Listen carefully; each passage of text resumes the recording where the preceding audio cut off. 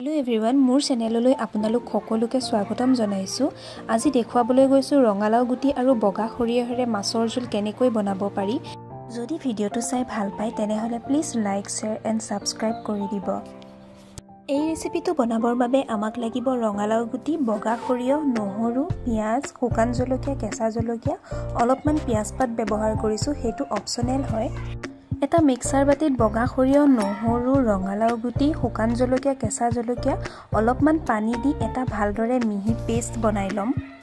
এতিয়া পেষ্টখিনি ৰেডি হৈ গ'ল, মই এটা বাটিত উলিয়াই লৈছো আৰু কেইপিছমান মাছত এনেদৰে ধুনীয়াকৈ নিমখ আৰু হালধি সানি লৈছো। এই ৰেচিপিটো মই মাটিৰ চৌকাতে বনাম, গতিকে জুইডাল ধুনীয়াকৈ জ্বলাই লৈ কেৰাহীখন পাতি কেৰাহীখন গৰম হোৱাত অলপমান তেল তাতে দি লৈছো আৰু মাছ কেইপিছ লাহে লাহে এনেদৰে এপিছ এপিছকৈ ধুনীয়াকৈ ফ্ৰাই কৰি লম।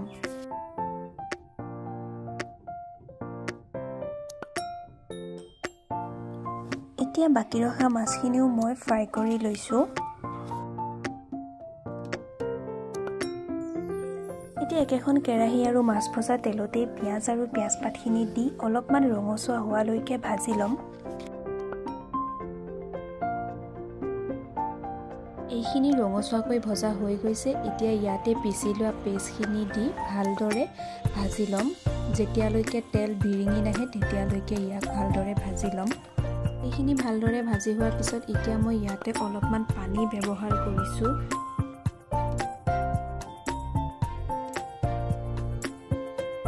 এইফালে 3টা আলু মই বইল কৰি লৈছিলো। বইল আলুকেইটা অকণমান হাতাৰে ভালকৈ অলপমান পিটিকি লম আৰু তাতে দি দিম।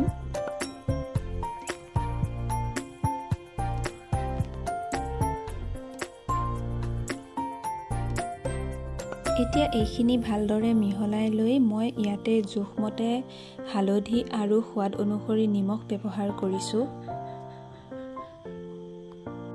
আৰু অকণমান জিৰা গুড়া আৰু চিকেন মছলা ব্যৱহাৰ কৰিছো।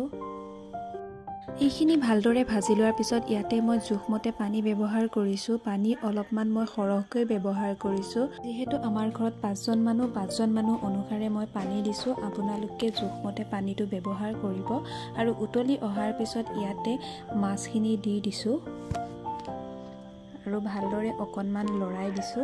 শেষত ইয়াতে মই অকণমান পেকেট গৰম মছলা ব্যৱহাৰ কৰিছো আৰু এইখিনি প্ৰায় ৰেডি হৈ গৈছে।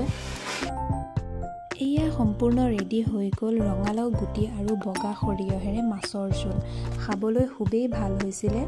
আপোনালোকেও বনাই খাবচোন। যদি ভিডিওটো চাই ভাল পালে তেনেহলে লাইক শেয়াৰ এণ্ড সাবস্ক্ৰাইব কৰিবলৈ নাপাহৰিব।